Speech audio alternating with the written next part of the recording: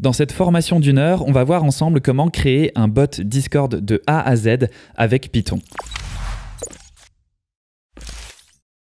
Pour suivre cette formation, vous devez connaître les bases de Python. Vous devez également être à l'aise un minimum avec les outils de développement comme pip pour installer des packages ou le module venv pour créer un environnement virtuel. Dans cette formation, je vais utiliser PyCharm pour écrire le code et exécuter mon script. Vous pouvez bien entendu utiliser de votre côté l'éditeur de code de votre choix. Cette formation sera disponible prochainement sur Docstring, début 2021, et je l'ai découpée en plusieurs parties qui abordent chacune un sujet très précis. Sur YouTube, n'hésitez pas à vous aider des chapitres pour retrouver facilement ces différentes parties. Également, vous retrouverez tous les liens importants pour les librairies utilisées ou la documentation dans la description, ainsi que le code source. Vous retrouverez également cette formation sous la forme d'un article écrit détaillé qui est disponible sur docstring.fr. Là encore, le lien est dans la description. Et si vous souhaitez en apprendre davantage sur Python ou revoir les bases, vous pouvez vous rendre sur docstring.fr pour suivre des dizaines d'heures de formation sur ce langage. N'oubliez pas de laisser un pouce bleu et de vous abonner à la chaîne, ça aide grandement et ça motive pour continuer à vous proposer plus de contenu de ce genre. Et maintenant, place à la formation. Avant de rentrer dans le vif du sujet, il est important de s'intéresser déjà à cette question: à quoi peut bien servir un bot Discord ? Un bot, il peut faire tout ce que vous faites vous-même sur Discord, comme poster ou supprimer des messages, ajouter des emojis en réaction à un message ou encore créer, échanger les rôles des membres d'un serveur. Un bot, il ne fera donc rien de magique. C'est vous qui allez devoir coder tous ces comportements vous-même. L'intérêt du bot, c'est qu'il sera disponible 24 heures sur 24, 7 jours sur 7. On trouve donc des bots qui permettent de faire tout un tas de choses. Par exemple, certains bots permettent d'afficher des informations sur la bourse tous les jours ou d'aller chercher les valeurs d'un indice précis. On retrouve également le plus souvent des bots pour faire de la modération, donc des bots qui vont pouvoir automatiquement supprimer des messages qui enfreignent les règles d'un serveur ou faciliter le travail des modérateurs en permettant rapidement de couper le micro de tout le monde dans un salon vocal, par exemple.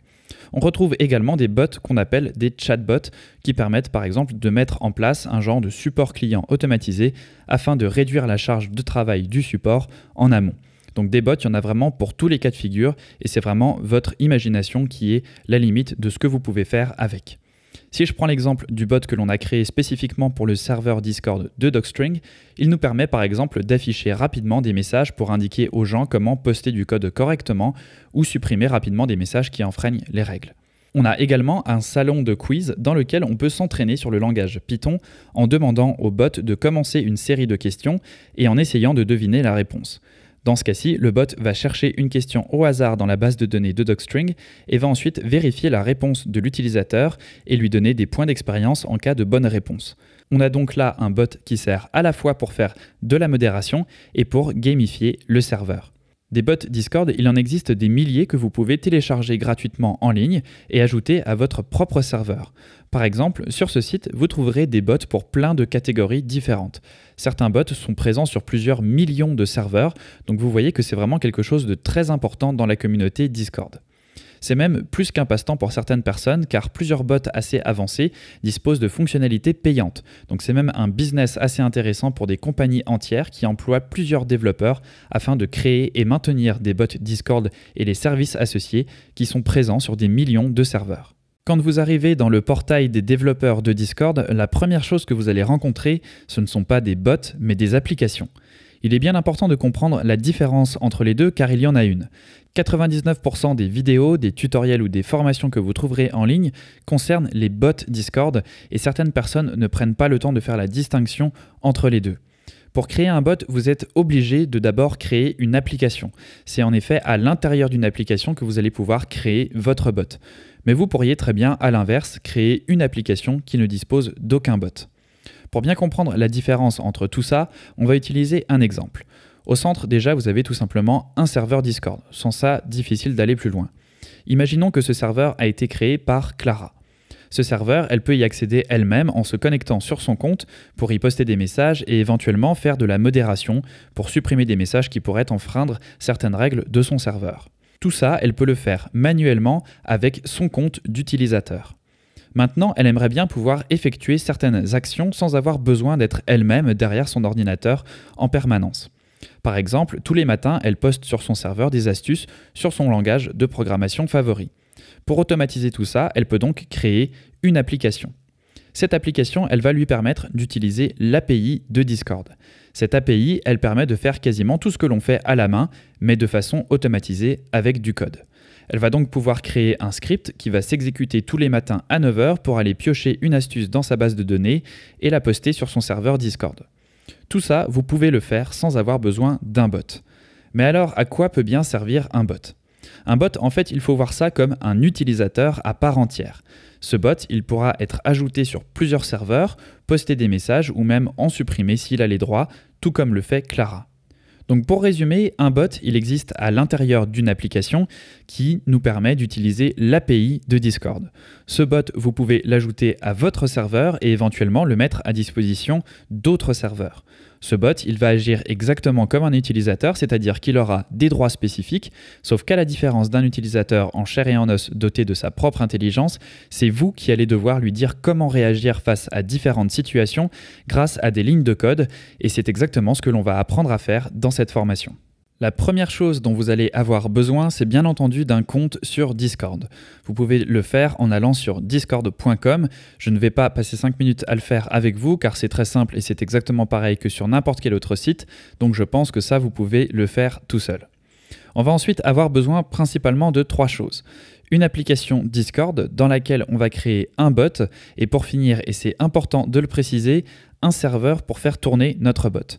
Ce serveur, ça peut être votre ordinateur personnel, auquel cas, si vous souhaitez que votre bot soit disponible 24 h sur 24 et 7 jours sur 7, il faudra donc que votre ordinateur soit allumé tout le temps. La plupart du temps, on va à la place utiliser un serveur virtuel dédié sur lequel on pourra faire tourner notre bot. C'est important de le préciser car souvent ces serveurs ont un certain coût, relativement faible c'est sûr, mais si vous souhaitez avoir un bot qui tourne tout le temps, c'est à prendre en considération. On va également avoir besoin de Python, bien entendu. On va utiliser dans notre cas la version 3.6 qui est une version stable et suffisamment récente pour installer les librairies dont on a besoin. On va créer un environnement virtuel pour installer ces librairies et isoler notre application. Et la librairie principale qu'on va utiliser, c'est discord.py, qu'on va donc installer dans notre environnement virtuel et qui va nous permettre d'utiliser l'API de Discord. Dans un terminal, je vais donc commencer par créer un dossier qui va contenir tout le code de mon application et donc de mon bot. Je vais l'appeler docbot tout simplement, donc docbot comme ceci, et je vais utiliser la commande mkdir pour créer ce dossier. Je navigue à l'intérieur de ce dossier, donc à l'intérieur de docbot, et je vais utiliser Python 3.6 et le module venv pour créer un environnement virtuel que je vais mettre dans le dossier .env. Donc j'appuie sur Entrée pour valider, j'attends que l'environnement se crée. Donc c'est fait, on va pouvoir vérifier que le dossier est bien là en faisant ls-la. Donc ça va afficher tous les dossiers et les fichiers dans le dossier courant en affichant également les dossiers cachés. Donc on a bien .env ici qui est le dossier de mon environnement virtuel. Je vais pouvoir ensuite sourcer cet environnement virtuel. Donc ça, il faut le faire avec la commande source et aller chercher le fichier activate qui se trouve dans env bin. Donc ce fichier activate ici que je source avec la commande source tout simplement. Et on va pouvoir ensuite installer donc la librairie discord.py à l'intérieur de cet environnement virtuel. Donc pour ça, je vais utiliser pip. Je vais faire pip install-u et je vais installer discord.py. Le "-u", ça me permet de spécifier que je veux utiliser la dernière version disponible de cette librairie. Donc on va vérifier que l'installation s'est bien déroulée. Là, je n'ai pas eu de message d'erreur, donc ça devrait être bon. Je vais faire pip list pour vérifier que j'ai bien discord.py qui se trouve dans la liste. Donc j'ai bien discord.py ici avec la version 1.5.1. Donc c'est la dernière version disponible au moment où j'enregistre cette vidéo. Et on va pouvoir tester l'import de cette librairie dans notre environnement virtuel. Pour ça, je vais tout simplement faire Python -c. Donc -c, ça me permet en fait d'exécuter du code Python directement sans forcément avoir besoin de rentrer dans un interpréteur. Donc le code que je vais tester, c'est tout simplement un import du module. Je mets un point virgule pour tout mettre sur la même ligne. C'est la seule utilisation du point virgule en Python. Ça permet de mettre sur une seule ligne plusieurs lignes de code. Et je vais tout simplement faire un print de ce module Discord pour vérifier que c'est bien le module à l'intérieur de mon environnement virtuel. Donc j'appuie sur Entrée pour valider et le code va s'exécuter. On a donc bien le print script du module qui nous retourne le module Discord. Donc ça veut dire que le module a bien été importé, il a été détecté et c'est bien le module qui se retrouve dans mon environnement virtuel, donc dans dogbot.env lib python 3.site site packages, dans le dossier Discord, c'est bien donc ce module qui est importé. Donc tout fonctionne correctement, j'ai mon environnement virtuel, j'ai la librairie discord.py qui est installée et je peux donc maintenant créer le bot et le script qui va me permettre de faire des actions avec ce bot. Pour créer notre application et notre bot, on va se rendre sur le portail des développeurs de Discord. Vous pouvez y accéder en allant sur discord.com et en vous rendant tout en bas de la page, vous allez retrouver le portail des développeurs ici en cliquant sur développeurs dans la partie ressources. Donc je clique sur développeurs et ça va m'amener par défaut dans l'intro ici et on va retrouver toutes les applications ici en cliquant sur applications en haut à gauche. En passant ici, vous êtes actuellement dans la documentation qui contient donc toute la documentation de l'API, ainsi que par exemple la documentation sur l'autorisation qui vous permet d'autoriser votre script à accéder à l'API. Nous, on va donc aller dans Applications tout en haut à gauche, et vous voyez que j'ai déjà plusieurs applications qui existent pour différents usages. Je vais créer une nouvelle application en cliquant tout en haut à droite ici sur New Application et on va appeler notre application Dogbot App tout simplement. Je clique sur Create pour valider et on a bien notre application qui a été créée. Je vais changer l'icône pour mettre quelque chose d'un peu plus sympathique, donc par exemple l'icône de Docstring. Et à chaque changement que vous allez faire sur cette page, vous allez devoir valider ces changements en cliquant ici sur Save Changes en bas quand vous effectuez un changement. On a ici plusieurs informations, comme par exemple l'ID de notre client et la clé secrète qu'on peut afficher en cliquant ici sur Click to Reveal. Et bien entendu, donc cette clé, il faut la garder absolument secrète puisque c'est cette clé ainsi que le Client ID ici qui vont vous permettre d'accéder à l'API avec votre application. Si jamais cette clé a été compromise, donc quelqu'un y a eu accès, vous pouvez effacer cet accès en cliquant sur Regenerate ici, ça va régénérer une nouvelle clé et donc la personne qui aura obtenu votre ancienne clé eh bien, n'aura plus accès à l'API via votre application. Donc faites bien attention de garder cet élément secret ici. Moi bien sûr, je régénérerai cette clé à la fin de la vidéo pour ne pas que vous puissiez utiliser mon application. Donc ça, c'est pour vraiment accéder à l'API. Donc c'est vraiment l'API via notre application. Donc c'est ce que je vous avais expliqué dans la partie sur la différence entre les applications et les bots. Pour l'instant, on a juste une application qui nous permet d'accéder à l'API. À l'intérieur ensuite de cette application, on va créer un bot. Pour ça, on va se rendre ici dans l'onglet bot et pour l'instant, on n'a aucun bot qui a été ajouté. Donc on va cliquer sur Add Bot pour ajouter un bot à notre application. Donc je confirme en cliquant sur Yes, do it. Et notre bot a maintenant été créé. Par défaut, il va hériter de l'icône que l'on avait utilisée pour notre application. Donc je vais la changer pour sélectionner à la place l'image du bot ici, que j'avais choisi auparavant. On a encore une fois un token qu'on peut afficher encore une fois en cliquant sur Click to Reveal Token. Donc là encore, très important de garder ce token privé, de ne pas le mettre en clair dans votre script. On verra comment utiliser ce token par la suite sans le mettre directement dans votre code pour que les gens n'aient pas accès directement à votre bot. Vous pouvez également régénérer ce token comme pour le token de l'application en général si jamais vous avez peur que ce token ait été compromis. On a ensuite plusieurs options que l'on peut modifier. Par exemple, par défaut ici, votre bot est public, c'est-à-dire que n'importe qui va pouvoir ajouter ce bot sur son serveur. Donc si vous souhaitez utiliser ce bot uniquement pour votre serveur, vous pouvez décocher cette autorisation ici. Et en faisant ceci, vous serez le seul autorisé à ajouter ce bot sur un serveur. Vous avez ensuite deux options ici qui sont très intéressantes, qui ont été rajoutées assez récemment. C'est ce qu'on appelle les intents et qui vont vous permettre de recevoir certains événements. Donc on a le presence intent ici et le server members intent. Par défaut, ils sont désactivés. Donc il y a certains événements qui vont être désactivés si ces options sont désactivées. Par exemple, quand quelqu'un rejoint votre serveur, eh bien pour détecter cette arrivée d'un nouveau membre dans votre serveur, il va falloir activer ce server members intent. Il faut l'activer directement dans l'interface au niveau du bot et on verra plus tard également que dans le script, dans votre script du bot, il faudra également activer ces intents. Donc pour l'instant, on va les activer ici au niveau du bot et je vais sauvegarder tous ces changements en cliquant ici sur Save Change en bas. Donc voilà pour la création de notre application et de notre bot à l'intérieur de cette application. Vous voyez qu'on garde notre application générale ici avec son icône et avec sa clé et son secret. Et on a ensuite notre bot à l'intérieur de cette application qui dispose de son propre secret ici, qui va permettre d'autoriser notre bot à utiliser l'API de Discord. Une fois qu'on a créé le bot, il va falloir maintenant l'ajouter à un serveur. Pour ça, on va se rendre dans l'onglet OAuth2 ici, qui va nous permettre de générer un lien sur lequel on va se rendre pour ensuite inviter notre bot sur le serveur de notre choix.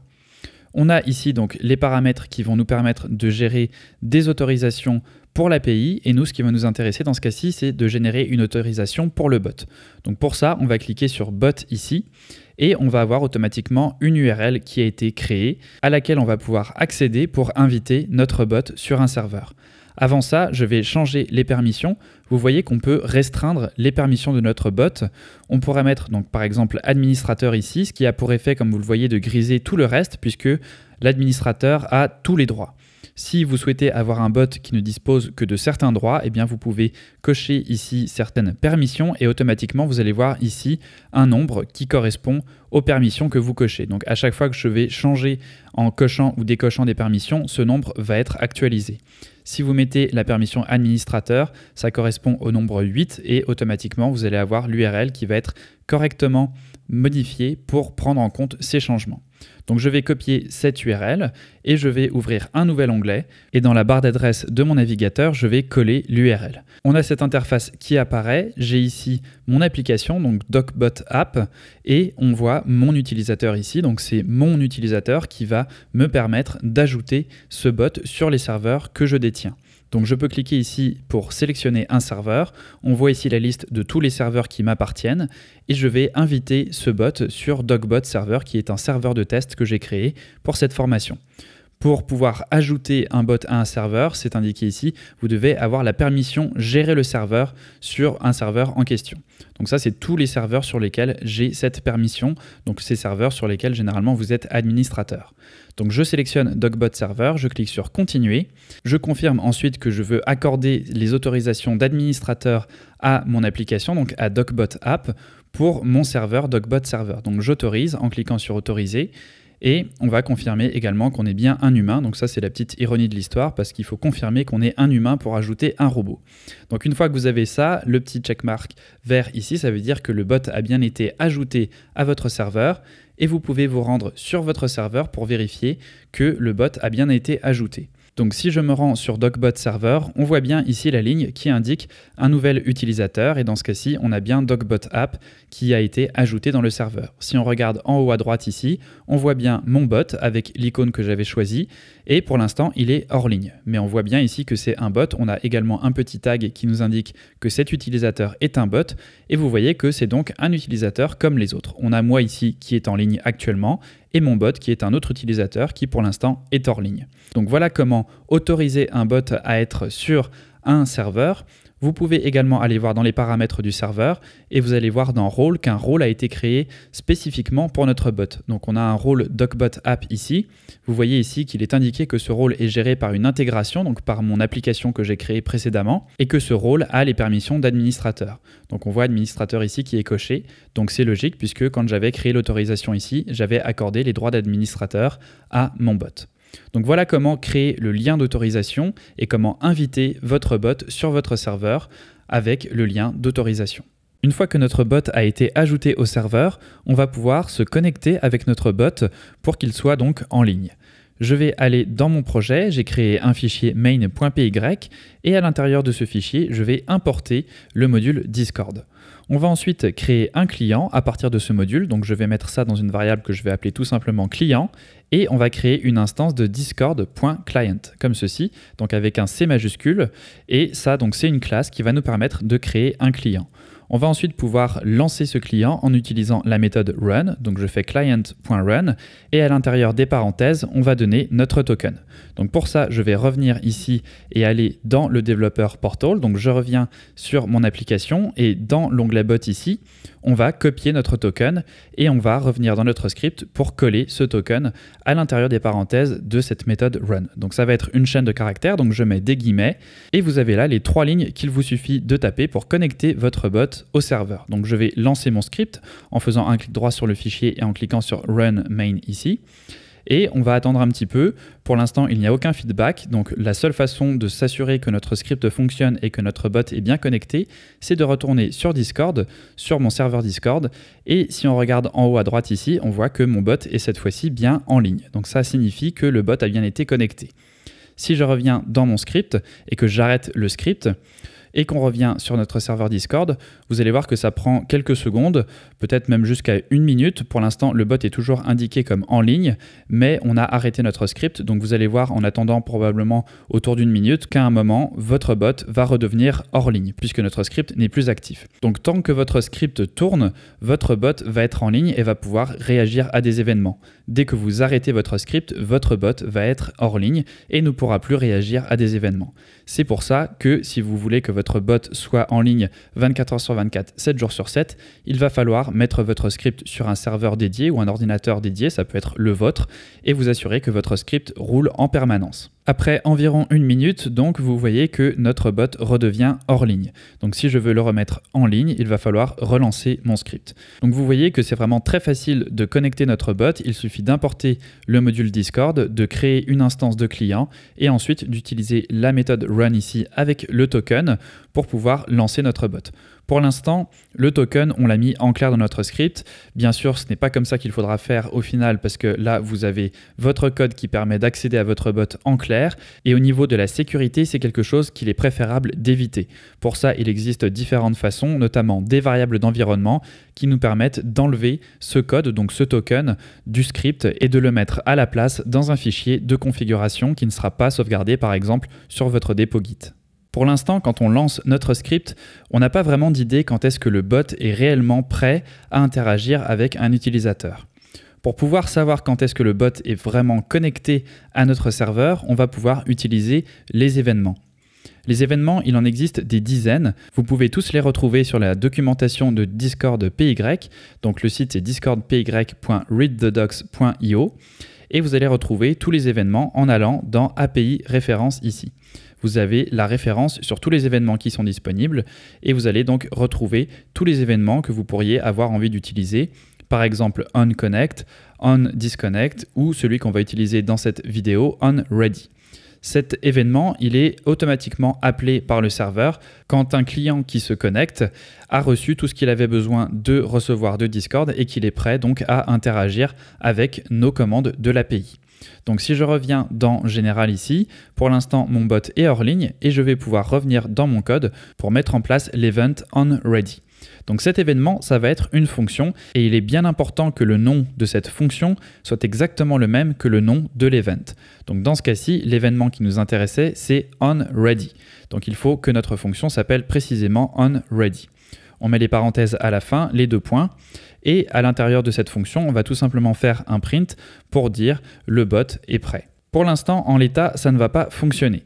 Pourquoi? Parce qu'en fait, on va devoir rajouter un décorateur au-dessus de notre fonction et on va devoir également préciser que cette fonction est une coroutine. Ça, on va le faire avec le mot-clé async. Donc async et await, c'est des mots-clés qui ont été introduits récemment dans Python qui nous permettent de créer des coroutines. Je ne vais pas rentrer dans le détail parce que ça nécessiterait une formation à part entière, c'est des notions assez complexes. Pour l'instant, vous avez juste besoin de savoir donc qu'avant la définition de la fonction, il faut rajouter donc ce mot-clé async. On va également rajouter un décorateur qui nous permet d'indiquer que cette fonction est assez spéciale puisque c'est une fonction d'événement. Donc un event comme on vient de voir au début de la vidéo. Pour ça, je vais utiliser @client.event et ainsi cette fonction va être reconnue comme une fonction qui va être déclenchée lorsque l'événement onReady va être déclenché par Discord. Il faut bien faire attention de mettre votre client au début ici, donc avant nos fonctions, puisque si on le met après, eh bien ce décorateur ne fonctionnera pas. Vous voyez ici que le décorateur est surligné en rouge, puisque client ici, c'est notre instance du client. Donc il faut bien définir cette instance au début pour ensuite pouvoir utiliser ce décorateur. Donc j'ai mon client, j'ai mon décorateur ici, j'ai ma fonction qui est une coroutine avec async, et à l'intérieur de cette fonction, on fait juste un print pour dire que le bot est prêt, et ensuite on lance notre client. Donc je lance le script, et là vous voyez que ça va prendre quelques secondes avant d'afficher le message, et une fois que le message est affiché, ça veut dire que notre bot a bien été connecté. Si je retourne sur mon serveur, on voit que notre bot est bien en ligne. Donc voilà comment créer votre premier événement, l'événement onReady qui nous permet de nous assurer que le bot est prêt et qui nous permettrait par la suite de faire d'autres opérations puisqu'on ne peut pas, tant que le bot n'est pas prêt, effectuer certaines opérations. Par exemple, si vous vouliez poster un message ou supprimer un membre, eh bien, il faut attendre que le bot soit prêt pour pouvoir le faire. Donc ça, on peut en être assuré avec cette méthode onReady qui nous indique que le bot est prêt à exécuter des commandes. Un des événements les plus utiles, c'est l'événement onMessage. Cet événement, il va être appelé à chaque fois qu'un message est posté sur un serveur. On va avoir en paramètre de cet événement le message qui a été envoyé. On va utiliser cet événement pour faire un script très simple qui va tout simplement me permettre de communiquer avec le bot. C'est un petit programme qu'on fait généralement pour tester notre bot. Ce programme, c'est un programme de ping-pong, c'est-à-dire que moi, je vais entrer le mot ping et le bot va me répondre avec le mot pong. Donc avec tout ça, on va pouvoir détecter un message et réagir en fonction du contenu de ce message et également commencer à faire parler notre bot. Donc je reviens dans mon script et on va gérer donc un deuxième événement. Donc je remets mon décorateur @client.event et on va faire l'événement donc onMessage. On va avoir un paramètre, comme on l'a vu dans la documentation, donc le paramètre message, il est bien important de le mettre, sinon ça ne fonctionnera pas. Et on va vérifier ce que contient ce message. Donc pour ça, en fait, on va utiliser le paramètre content de ce message. Si vous souhaitez voir tout ce que vous pouvez faire avec le paramètre message, vous pouvez vous rendre dans la documentation. Donc je ne le répéterai jamais assez, cette documentation est quand même très bien faite, donc il faut vraiment l'utiliser à bon escient. Dans ce cas-ci, vous voyez qu'on a un message qui est passé et si on va voir dans les paramètres, on a un message qui est de type message. Donc je peux cliquer ici et ça va automatiquement m'amener dans la partie message ici, donc dans cette classe message qui représente un message de Discord. Et on voit ici qu'on a tout ça qui est disponible sur ce message. Donc si par exemple on voulait récupérer l'auteur du message, on pourrait faire message.author ici. Et on a également le contenu du message qui est disponible avec le paramètre content. Donc ce paramètre c'est de type string, donc chaîne de caractères, et c'est le contenu du message. Donc pour l'instant ce que je vais faire c'est tout simplement un print de message.content. Et on va laisser ça comme ça. Pour l'instant, on a tout ce qu'il nous faut. On a notre événement. On n'oublie pas de mettre async ici. On récupère le message et on fait un print du contenu du message. Donc je relance mon script, j'attends que le bot soit prêt. Et une fois que c'est fait, je peux retourner sur mon serveur. Je vais rentrer ping, j'appuie sur entrée. Et si je retourne sur mon script, on voit bien que ping est affiché ici. Donc on a fait un print du contenu de mon message. Je vais rentrer autre chose. Je vais marquer Hello World ici et on va voir que ça marche avec n'importe quoi. On a bien Hello World ici qui est affiché. Donc notre événement est bien pris en compte et on va maintenant vérifier le contenu du message pour s'assurer que notre message contient bien ping. Donc pour ça, on va utiliser une structure conditionnelle. On va dire if message.content égale à la chaîne de caractères ping, eh bien on va répondre tout simplement pong. Alors là, vous voyez que j'ai mis ping en minuscule. Donc ce que je vais faire, c'est que je vais convertir ce message en minuscule avec la méthode lower. Comme ça, ça va fonctionner peu importe que je mette ou non une majuscule au mot ping. Et ensuite, à l'intérieur de cette structure conditionnelle, on va cette fois-ci faire parler le bot. Donc pour ça, on a besoin de plusieurs choses. La première chose qu'on a besoin de savoir, c'est dans quel salon on se trouve. Puisque quand on va envoyer un message, on va utiliser une instance du salon.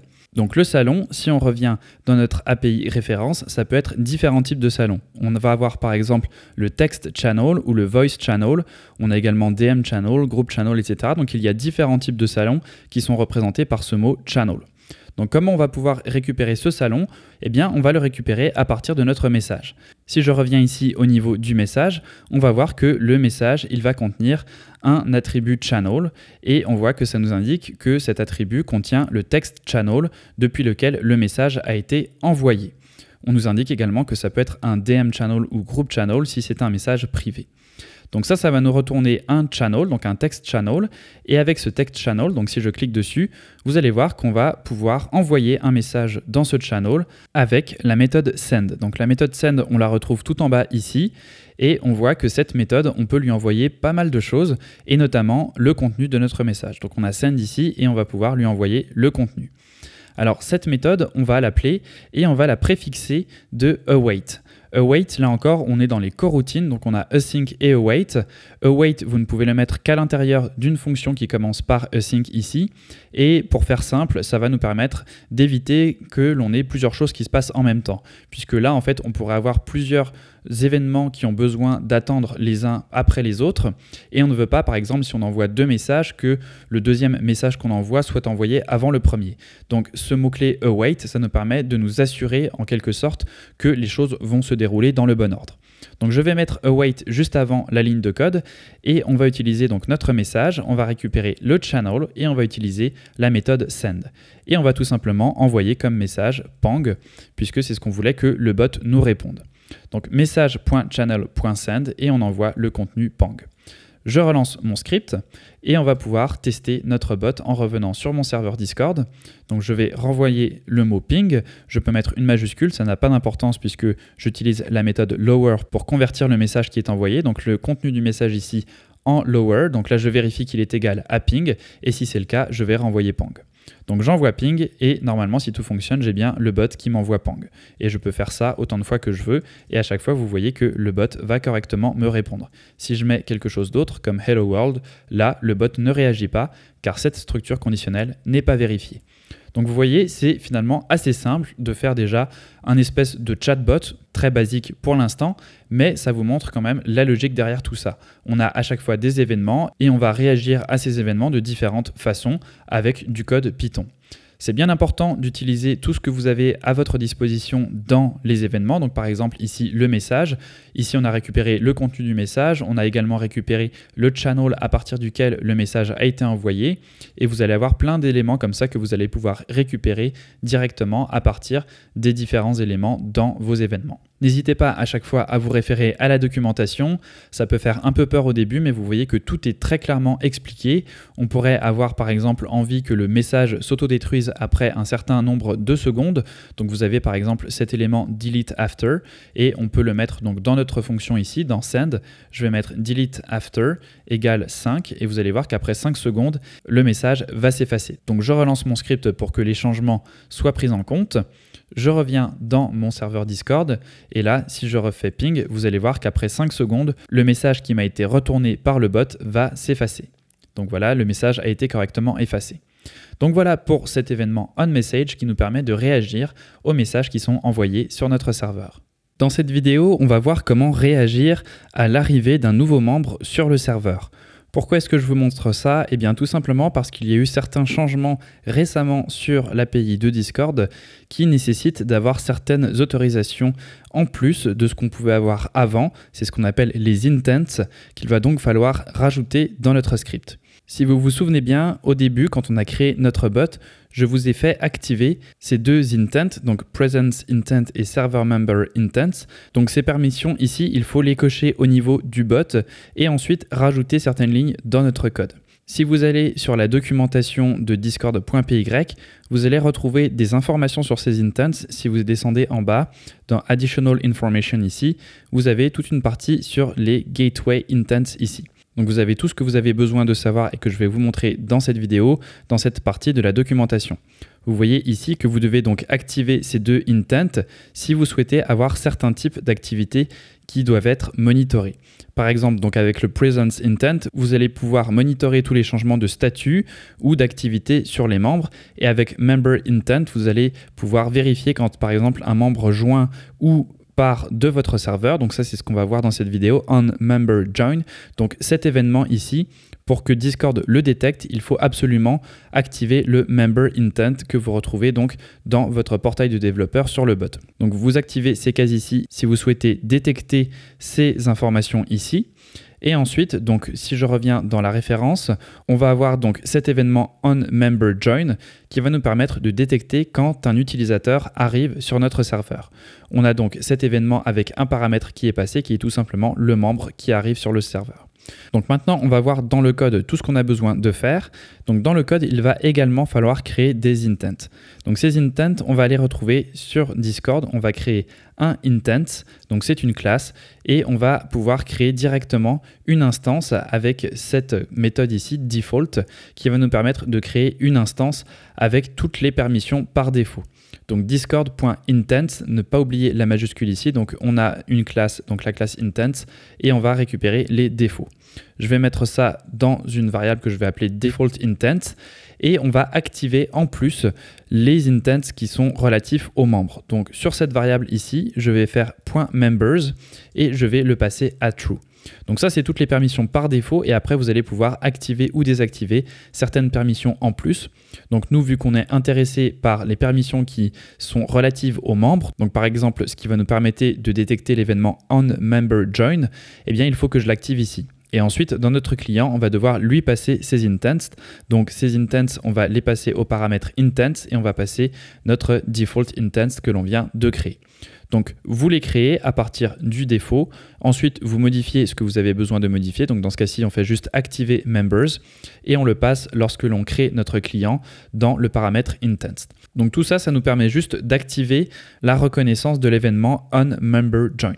Donc je vais refaire un événement ici. Je vais faire @client.event et on va l'appeler donc du nom de l'événement, donc onMemberJoin. Et si vous vous souvenez bien de la documentation, on a un paramètre member ici qui va récupérer le membre qui rejoint notre serveur. Ensuite, à l'intérieur de cette fonction, tout ce qu'on va faire, c'est très simplement récupérer le salon général, donc le salon principal de mon serveur de test. Et dans ce salon, on va afficher un message. Pour récupérer un salon, on peut utiliser client.getChannel et on va passer l'identifiant de ce channel. Donc vous voyez ici, il s'agit d'un identifiant sous forme de nombre, donc int. Et pour récupérer cet identifiant, on va pouvoir le faire directement depuis notre serveur. Avant de pouvoir copier l'identifiant d'un salon ou même l'identifiant d'un membre, il va falloir activer le mode développeur sur Discord. Pour ce faire, il va falloir changer les préférences de votre compte d'utilisateur, donc non pas du serveur, mais directement de votre utilisateur. Pour ça, je vais aller tout en bas à gauche ici, cliquer sur Paramètres utilisateur, et on va aller dans l'onglet Apparence, activer tout en bas le mode développeur. Donc vous cliquez ici, et une fois que c'est fait, vous pouvez appuyer sur Échappe ou cliquer sur la croix en haut pour revenir sur votre serveur. De retour sur mon serveur, je peux maintenant copier l'identifiant d'un salon en faisant un clic droit et en cliquant sur copier l'identifiant. On pourrait également copier l'identifiant du bot par exemple ici en faisant un clic droit sur le nom du bot et en cliquant sur copier l'identifiant.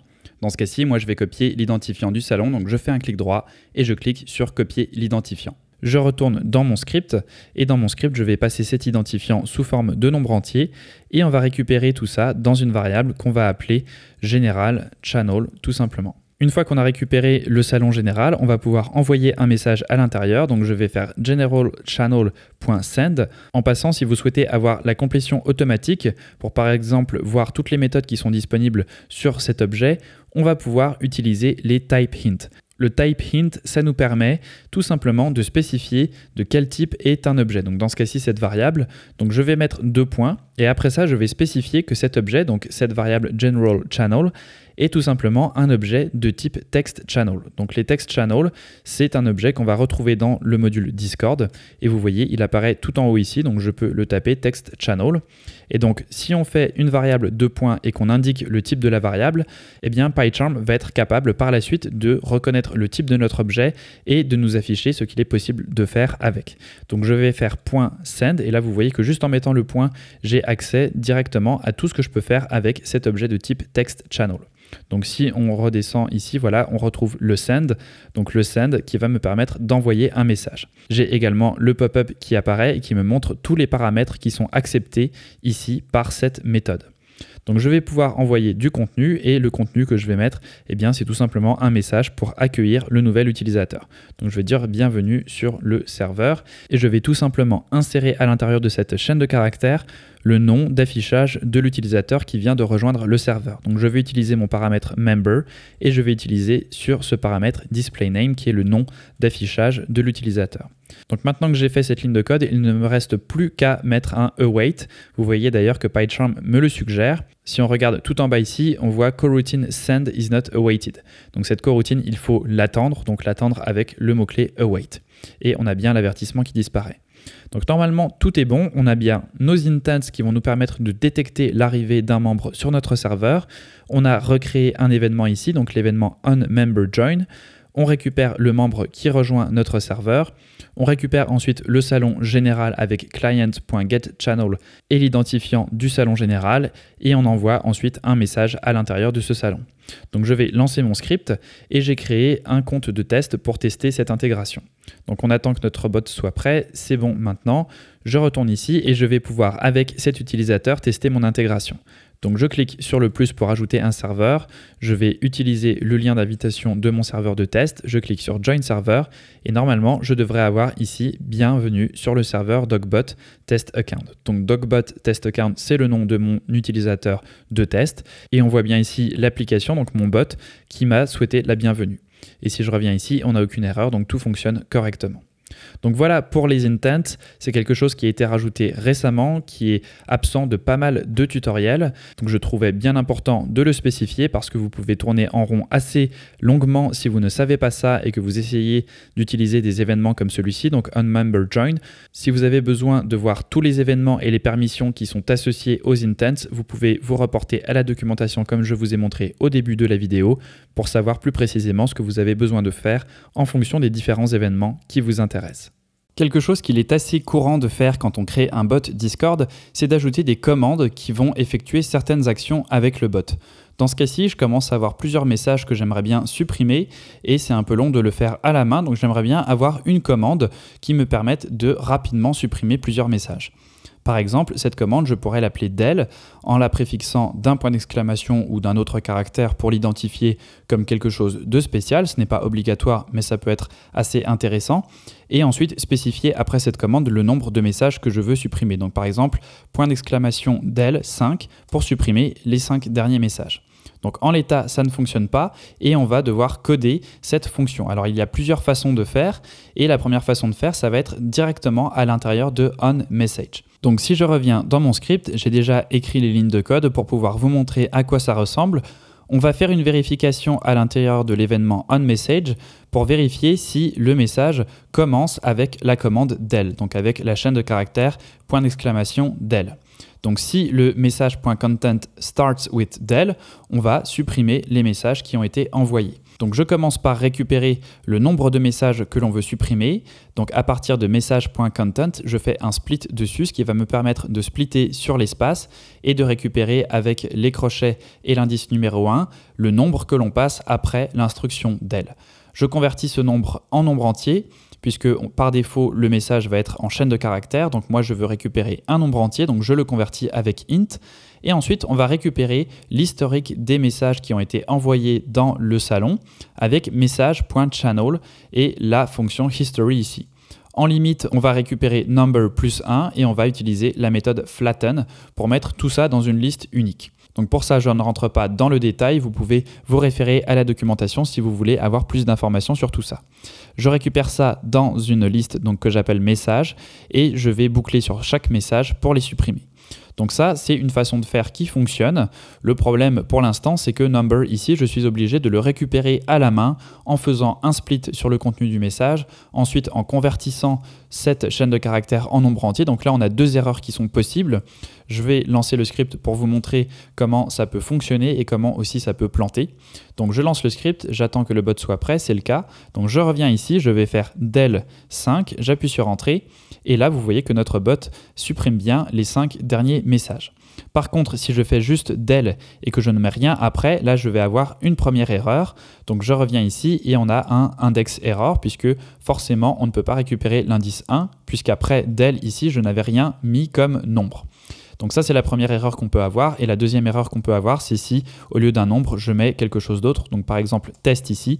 Et là, c'est la conversion en nombre entier qui ne va pas fonctionner. Donc int ici, on a un value error, invalid literal for int with base 10 test. Donc là, on pourrait faire un try except avec ces deux exceptions pour les gérer et ça commence à faire pas mal de lignes de code.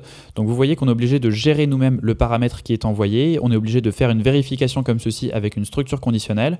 Donc ça fonctionne, mais ce n'est pas forcément optimal. Donc heureusement, il y a d'autres façons de faire qui ont été ajoutées récemment qui nous permettent de créer plus facilement des commandes et de récupérer également les arguments qui sont envoyés à ces commandes de façon plus efficace. Pour créer des commandes plus facilement, on peut utiliser à la place du client qu'on a utilisé jusque-là, un bot. J'ai les deux versions en face de moi pour que vous voyez bien les similitudes et les différences entre les deux façons de faire. Donc à gauche, on a tout ce qu'on a fait jusqu'à présent avec un client et à droite, on a la même chose avec un bot. Donc à la place d'importer directement Discord ici, on va importer depuis discord.ext les commands, donc commands ici, et on va créer une instance d'un bot, donc commands.bot, et on met ça dans une variable que j'ai appelée bot. Cette instance, on va devoir lui donner un command préfixe. Donc ça, c'est ce qu'on va devoir utiliser pour préfixer les commandes qu'on va utiliser pour notre bot. Donc ici, on peut mettre n'importe quoi, donc moi j'ai décidé de remettre un point d'exclamation. On va avoir la possibilité de gérer les événements, comme avec le client. Là, ça ressemble très fortement à ce qu'on avait auparavant. Avant, on avait client.event et là, on a tout simplement bot.event. Et tout le reste, c'est pareil. On a le nom de notre événement ici, donc onReady, et un print à l'intérieur de cet événement. Jusque-là, tout est pareil, à part le nom du décorateur qui change, puisque j'ai changé le nom de ma variable ici. Je pourrais mettre client aussi, et là, j'aurai client. Donc, bien faire attention d'avoir le même nom pour le décorateur et pour votre variable ici, mais c'est pour l'instant le seul changement, ainsi que la façon dont on crée notre bot, alors que là, on utilisait client. On va avoir par contre ensuite une différence sur la commande. Ici, on crée une commande d'une façon un peu détournée en utilisant l'événement onMessage.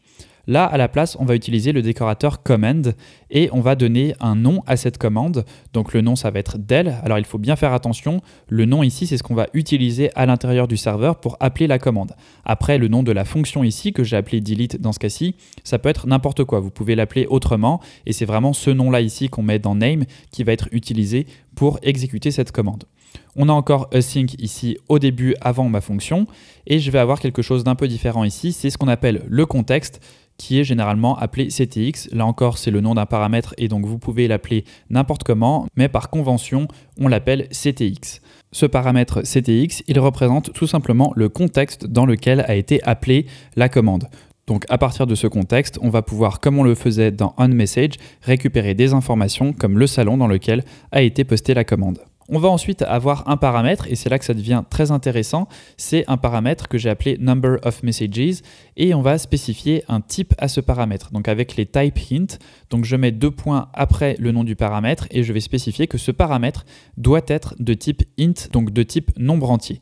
Ça va me permettre de convertir automatiquement le paramètre qui va être envoyé après la commande. Donc par exemple, quand je vais taper point d'exclamation del et qu'après ça, je vais mettre 5. Le 5 ici, il va être envoyé automatiquement à number of messages. Et cette fois-ci, puisque j'ai spécifié int ici, il va être converti automatiquement en nombre entier. Donc on n'aura pas besoin de faire comme on l'a fait précédemment, c'est-à-dire de convertir avec int le contenu du message et de faire également un split pour récupérer les paramètres de cette commande. On va pouvoir les récupérer directement dans la fonction ici. Donc ensuite, qu'est-ce que je fais? Eh bien, tout simplement la même chose que ce que je faisais ici, c'est-à-dire que je récupère tous les messages avec le paramètre number of messages ici, et ensuite je les supprime. Pour finir, je lance mon bot de la même façon, sauf que là encore, puisque j'ai changé le nom de ma variable, j'utilise bot.run au lieu de client.run. Donc si je lance mon script, donc ce script mainbot.py, vous allez voir qu'on a exactement la même chose au niveau du comportement de notre bot du côté utilisateur. Donc je lance mon script, on a bien le bot est prêt qui s'affiche, et si je retourne sur mon serveur, je peux utiliser la commande del, donc en la préfixant du point d'exclamation, je fais del, je rentre un nombre, par exemple 3 ici, et ça me permet de supprimer les 3 derniers messages. Donc voilà une autre façon de faire en passant directement par un bot et non plus par le client. Ça se ressemble assez l'un et l'autre, comme vous le voyez. On peut créer des événements avec le bot, également avec le client. Et l'avantage d'utiliser le bot, c'est qu'on peut avoir cette vérification des paramètres sur les commandes qui est un peu plus versatile. Et c'est également plus facile, par exemple, d'indiquer le préfixe qu'on veut utiliser sur les commandes sans avoir besoin de changer tout le code qu'on aurait avec le client dans l'événement onMessage. Actuellement, quand on lance notre script, on utilise notre token directement dans le code de notre script avec la méthode run. Le fait de mettre le code directement dans notre script, ce n'est pas une façon très sécuritaire de le faire, car si jamais vous mettez ce code par exemple disponible sur un dépôt GitHub, tout le monde pourra voir le token de votre bot et ainsi accéder à votre bot. Donc nous, ce qu'on va faire, c'est utiliser une librairie qui s'appelle python.env qui va nous permettre de facilement récupérer cette clé que l'on va mettre dans un fichier externe à ce script, et il vous suffira donc d'exclure ce fichier de votre dépôt Git pour que personne n'ait accès à votre token. Et si quelqu'un d'autre veut travailler sur votre bot bot avec vous, eh bien, il lui suffira de créer un fichier dans lequel il mettra ce token lui aussi de son côté, et comme ça, chacun garde le token dans son fichier qui n'est pas mis en ligne dans un dépôt Git, et vous gardez ainsi un script qui ne contient pas le token. Donc ce qu'on va faire, c'est déjà installer cette librairie. Je vais le faire directement depuis PyCharm en allant dans les préférences. Et ici, dans Projet, je vais cliquer sur Python Interpreter et on va cliquer sur le plus pour ajouter une nouvelle librairie. Je vais taper python-.env et je vais installer donc la dernière version de cette librairie qui, au moment où je l'enregistre, est la version 0.15.0. Donc je clique sur Install Package pour installer ce package dans mon projet et une fois que c'est terminé, je vais pouvoir fermer cette fenêtre, valider et je vais pouvoir maintenant utiliser cette librairie. Donc cette librairie, on va l'importer dans notre script et on va importer une fonction précise de cette librairie. Donc on va faire from.env import load.env. Donc c'est cette fonction qui va nous permettre de récupérer les données qui vont être dans un fichier de config que l'on va créer tout de suite. Donc le fichier de config, on peut le créer directement dans notre dossier. Généralement, on va l'appeler .env et il va être reconnu automatiquement par cette librairie. Dans ce cas-ci, comme j'ai déjà nommé mon dossier .env, donc le dossier ici de mon environnement virtuel, je ne pourrais pas appeler ce fichier .env également. Donc là, ce que vous pouvez faire, c'est avoir envie de renommer ce dossier .env. Je vous déconseille de le faire. C'est rarement une bonne idée de renommer le dossier d'un environnement virtuel. Donc à la place, ce que je vais faire, c'est que je vais créer un fichier que je vais appeler config et on va spécifier à cette fonction que le fichier n'est pas par défaut donc .env mais config. Donc ici, je vais faire un clic droit, new, je crée un fichier, donc file, et je vais l'appeler config. Je ne mets aucune extension, juste config. Je valide en appuyant sur entrée. Et à l'intérieur de ce fichier, je vais mettre le token de notre bot. Donc je récupère le token ici, je l'enlève et je vais le mettre dans config et je vais faire une clé que je vais appeler token qui va être égale au token de notre bot. Donc on met juste ça à l'intérieur de ce fichier config et maintenant on va loader cet environnement dans notre script. Donc pour ça, on va utiliser load.env et on va passer ici le chemin vers notre fichier. Donc si on avait appelé notre fichier .env, on n'aurait rien besoin de faire de plus.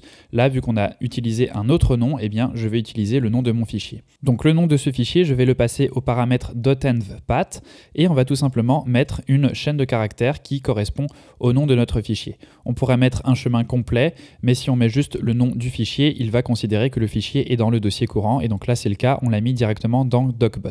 Donc je peux mettre juste le nom ici et ça va récupérer tout ce qui est à l'intérieur de ce fichier et les loader dans les variables d'environnement. Ces variables d'environnement, on va pouvoir y accéder avec le module OS. Donc je vais importer le module OS et pour récupérer une variable d'environnement avec le module OS, on va utiliser la fonction getEnv qui nous permet de récupérer une variable d'environnement. Donc getEnv, on va lui passer le nom de cette variable et cette variable, on l'a appelée token ici. Donc c'est cette variable que je vais récupérer dans mon environnement et cette variable c'est donc une chaîne de caractères. Donc je vais mettre la chaîne de caractères token en majuscule puisque je l'ai mise en majuscule ici dans mon fichier de config. Et donc automatiquement comme ça on va récupérer avec le module OS la variable d'environnement token qui a été mise dans notre environnement grâce à cette fonction du module .env. Donc je vais lancer le script pour vérifier que tout fonctionne correctement. Je lance le script et normalement, si tout fonctionne, on devrait voir le bot est prêt. Donc c'est le cas ici. J'ai bien le bot qui est prêt et qui est connecté à mon serveur.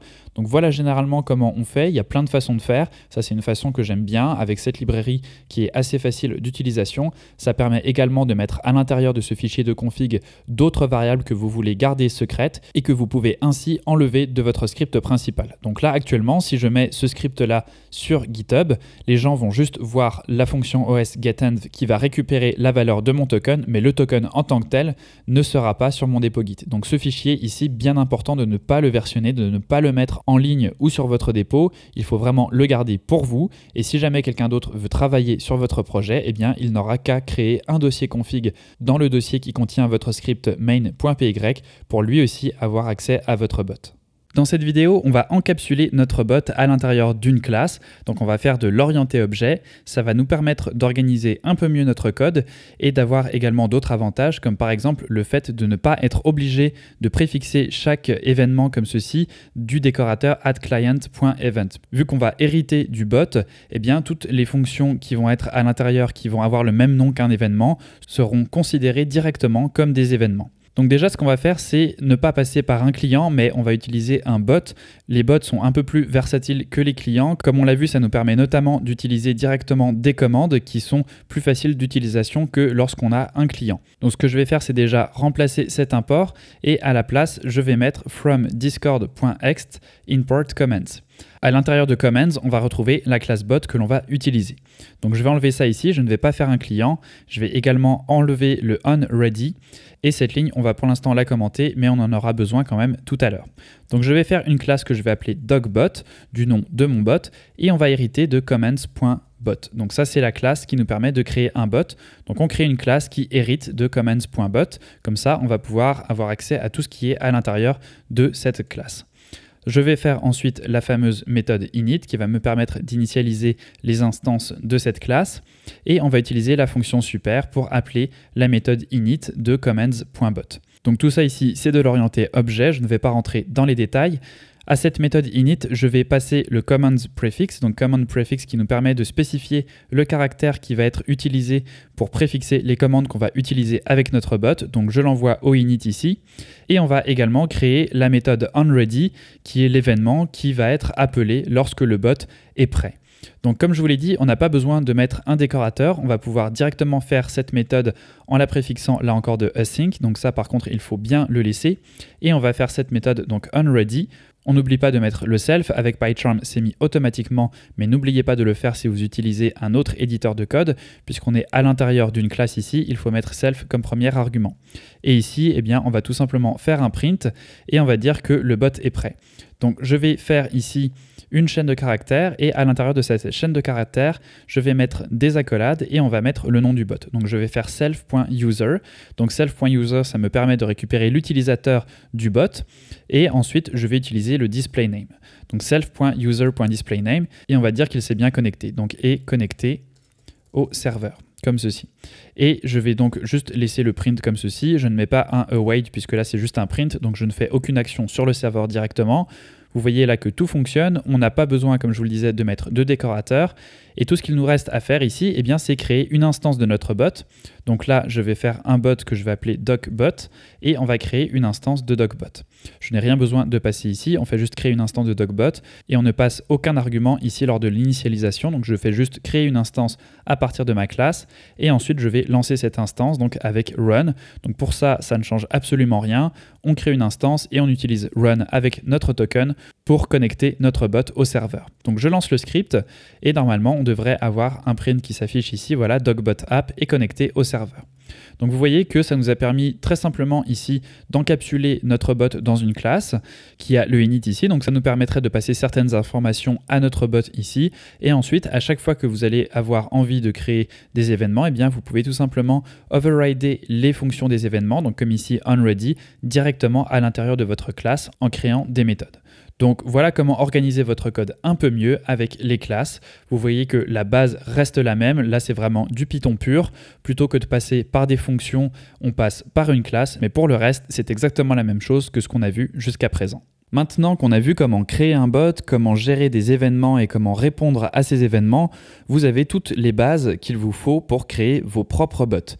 Comment faire pour créer tout ce que vous avez envie de créer? Eh bien, la seule vraie façon de faire, c'est d'aller dans la documentation. On l'a déjà vu un peu dans cette formation et je ne peux que vous la conseiller. Bien sûr, elle est en anglais, mais elle est très complète et tout ce que je vous ai montré dans cette formation, vous pouvez le retrouver directement dans la documentation.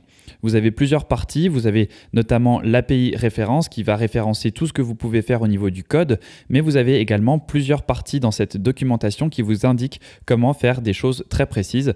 Par exemple, dans le Quick Start, ici, vous allez retrouver tout le code dont vous avez besoin pour créer un bot de base. Vous allez également retrouver tout ce qui concerne les intents, donc ça on l'avait vu dans la partie sur les intents, et vous avez plein d'autres choses comme par exemple des explications sur les coroutines. Vous allez également trouver plusieurs choses comme les commandes qu'on a vues brièvement lorsqu'on a créé un bot au lieu du client. Donc vraiment tout ce qu'on a vu dans cette formation, vous allez le retrouver en détail avec beaucoup plus d'informations dans cette documentation. Elle est en anglais, vrai, mais elle est très bien faite. Dans l'API référence, n'hésitez pas à cliquer sur tout ce qui est cliquable. À chaque fois que vous avez quelque chose ici, vous pouvez vous balader d'un endroit à l'autre de cette documentation en cliquant sur les différents liens. Donc par exemple, si je veux aller voir l'objet statut, je clique dessus et ça me permet de voir tout ce que je peux faire avec ce statut. Donc voilà quelques pistes pour continuer votre apprentissage et pour faire d'autres choses avec ces bots. Et bien entendu, n'hésitez pas non plus à aller voir sur Docstring directement. Il y a beaucoup de formations que je vais créer qui vont s'ajouter sur le site dans lesquelles je vais vous montrer comment faire tout un tas d'autres choses avec des bots Discord et pas mal de projets de bots très précis également et de mise en pratique qui vous permettront d'en apprendre davantage.